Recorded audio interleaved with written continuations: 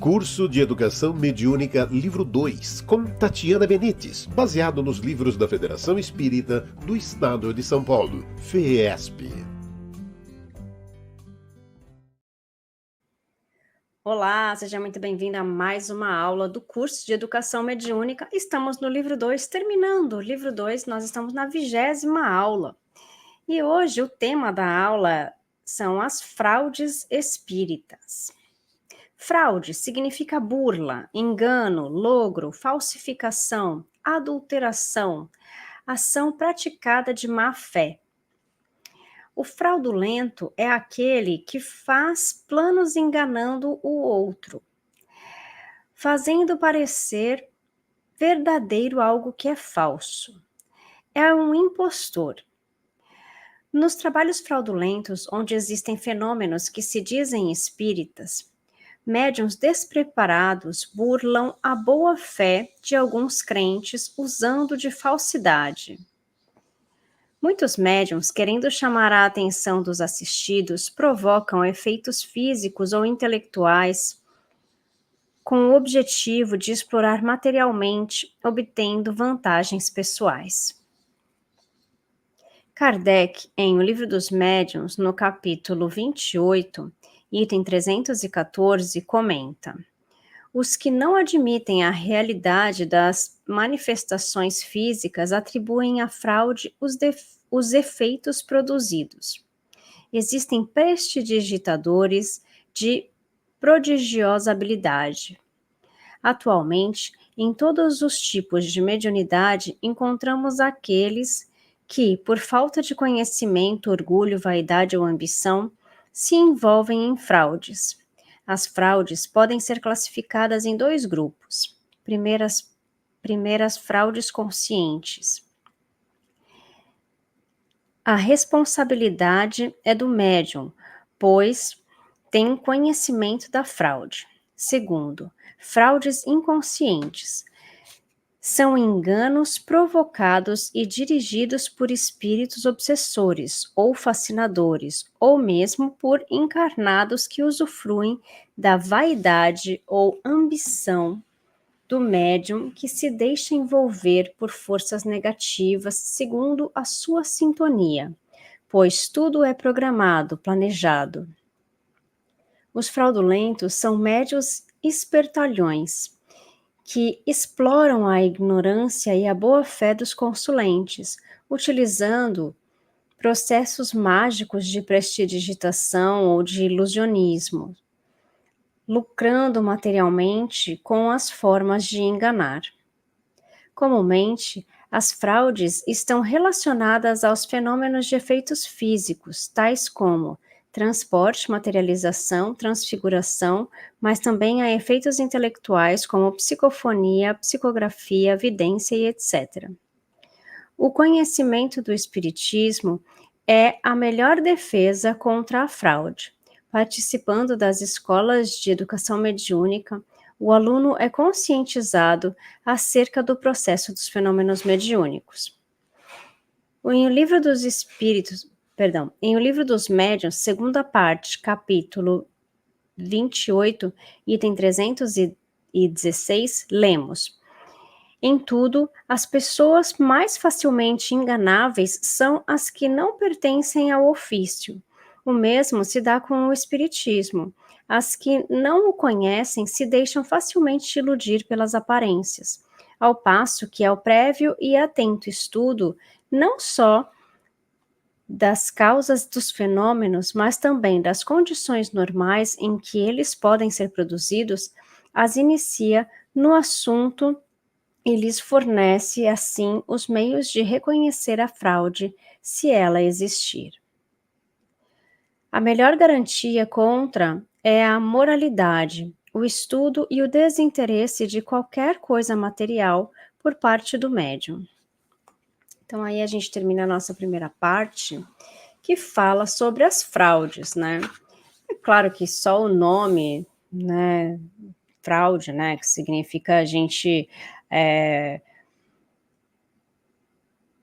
usufruir da boa-fé do outro, né, a praticar a má-fé com as outras pessoas, já faz com que isso seja algo que a gente não tenha que fazer.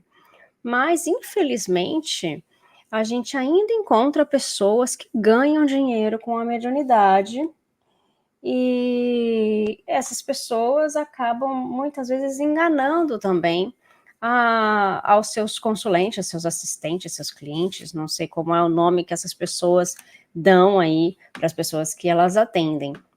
Mas acabam, muitas vezes, pedindo dinheiro para fazer alguma coisa, para desfazer alguma coisa, e daí a pessoa muitas vezes fica refém daquilo, porque daí fala, ah, não, mas ainda tem outra coisa, daí pede mais dinheiro e pede outras coisas, então isso infelizmente existe, né?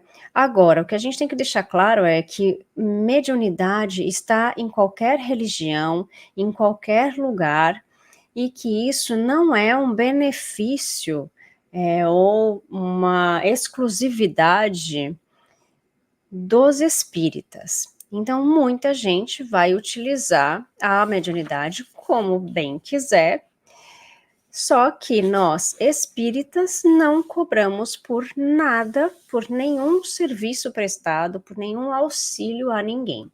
Então, isso é bom a gente deixar claro que, claro, não temos que enganar ninguém e tudo mais, e que não temos que cobrar por nada, porque este é o princípio do espiritismo. Em outras religiões, em outras filosofias, eles podem fazer outras coisas, outros usos da mediunidade. No entanto, aqui, como a gente está falando do espiritismo, o que nós seguimos é Kardec, e dentro disso está não cobrar por nenhum dos serviços prestados. A segunda parte do nosso estudo fala do homem no mundo. Constitui clamoroso erro o homem viver no mundo isolado ou enclausurado, julgando assim evitar as contaminações nele prevalecentes. Quem assim procede desconhece que o verdadeiro mérito consiste em viver em contato com todas as situações que o mundo oferece, sem, entretanto, deixar-se atingir por aquelas que são negativas para o seu aprimoramento moral e espiritual. Jesus Cristo representa um modelo para toda a humanidade. Ele desempenhou o seu sublime messiado defrontando-se com pecadores de todos os matizes, tendo então a oportunidade de lhes ensinar o caminho mais curto para atingirem a reforma interior, através de preceitos altamente consoladores e misericordiosos. O homem deve purificar seus sentimentos, não permitindo jamais que em sua mente permaneçam pensamentos mundanos ou fúteis, ficando assim a salvo das imoralidades e dos desregramentos, que geralmente conduzem ao descalabro espiritual. A perfeição do espírito é conseguida principalmente tendo por esteio a prática da caridade sem limitações, cabendo aqui salientar que os deveres da caridade abrangem todas as posições sociais, desde as mais ínfimas até as mais elevadas. Isolando-se do mundo, o homem perde todas as oportunidades de exercer a caridade, pois somente num contato mais estreito com seus semelhantes, no decurso dos duros embates da vida terrena, ele encontra modos de praticá-la. Aquele que se enclausura repele voluntariamente o mais eficiente e poderoso meio de conquistar a perfeição, pois, pensando unicamente em si, o egoísmo avassala o seu coração, e ele se torna inapto para as conquistas mais relevantes, capazes de apressar a sua caminhada evolutiva rumo ao Criador de todas as coisas. A prática das virtudes santificantes enobrece e eleva os espíritos, preparando-os para o acesso aos planos superiores da espiritualidade. A prática sadia da virtude não consiste em tornar-se lúgubre, contristado, repelindo os gozos nobres que as condições humanas oferecem, sem que sejam um incentivo à prática do mal. No mundo, muitas pessoas religiosas costumam isolar-se do mundo exterior, vivendo em mosteiros, mortificando-se e produzindo dores e sofrimentos voluntários, acreditando que com essa prática se aproximam mais rapidamente de Deus. Puro engano, porque assim procedendo, estarão perdendo belas oportunidades de praticar o bem. Se Jesus, quando veio desempenhar o seu fulgurante messiado, tivesse se fechado num retiro, não teria proporcionado à humanidade a oportunidade ímpar de tomar conhecimento de seus atos e da maravilhosa doutrina contida nas páginas de seu Evangelho. De forma idêntica, não se deve jamais imaginar que, para viver em constante contato com o mundo maior, sob as vistas de Deus, seja necessário entregar-se ao cilício, às adorações exteriores ou mesmo cobrir de cinzas o corpo, como se fazia em remoto passado. Isso de nada aproveita ao espírito que desfruta de um processo evolutivo. Aquele que pratica um ato mau e arrepende-se sinceramente, sempre tem a oportunidade de novos começos. Na pauta da lei da reencarnação, pois o Pai não quer que nenhum de seus filhos se perca. O homem no mundo deve procurar pautar seus atos seguindo as normas trazidas por Jesus, lembrando sempre que a lei maior é amar a Deus sobre todas as coisas e ao próximo como a si mesmo. Então é bem interessante que a gente fala de fraude, depois a gente fala do homem no mundo, né? E fala aqui do isolamento, né? Muitas pessoas pregam essa coisa de se isolar para se iluminar. É claro que às vezes nós necessitamos de um momento para meditarmos, para estarmos sós, também é um momento para a gente pensar sobre os nossos atos, do nosso passado e também o que a gente pode fazer para se melhorar, algo que a gente pode fazer no nosso futuro. Eu acho que isso é bem-vindo, se a gente vai fazer isso por algumas horas, né? No entanto, aqui ele fala das pessoas que se isolam e querem continuar isoladas e que passam ali toda uma vida para se autoconhecer ou o que seja, né? Pensando que vão se aproximar mais de Deus. No entanto, no Evangelho está muito claro, né, que a gente não precisa, não é para a gente praticar o mal, mas que a gente precisa praticar o bem. E como é que a gente vai praticar o bem se nós estamos vivendo isolados? Como é que nós vamos evoluir se nós não estamos convivendo com as pessoas, passando pelas provas que nós temos que passar?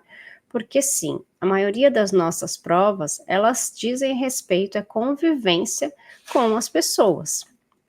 Com pessoas que estão próximas, com pessoas que estão distantes, porque assim nós teremos vários testes aí, né, vários tipos de provas que nós podemos ter.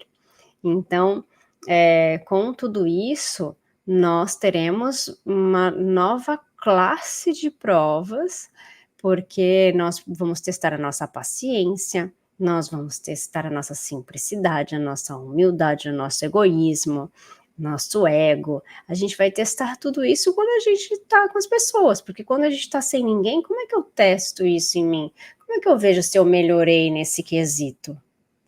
Então, é isso que ele tenta mostrar aqui para nós, né? Que nós precisamos da sociedade. A gente veio num planeta povoado porque nós precisamos dessa convivência para o nosso adiantamento moral. Porque lembrando que a gente precisa evoluir moralmente. Então, vamos pensar também dessa forma. E é isso, gente. Essa aula foi mais curtinha, mas na próxima aula a gente está terminando já o nosso livro. Eu espero que vocês estejam estudando os livros de Kardec. E se for para praticar, que vocês estejam praticando junto aos centros espíritas, lugares sérios onde vocês podem aprender e ajudar e ser ajudados. Gente, um beijo, fiquem com Deus e até a semana que vem. Curso de Educação Mediúnica Livro 2, com Tatiana Benites, baseado nos livros da Federação Espírita do Estado de São Paulo, FEESP.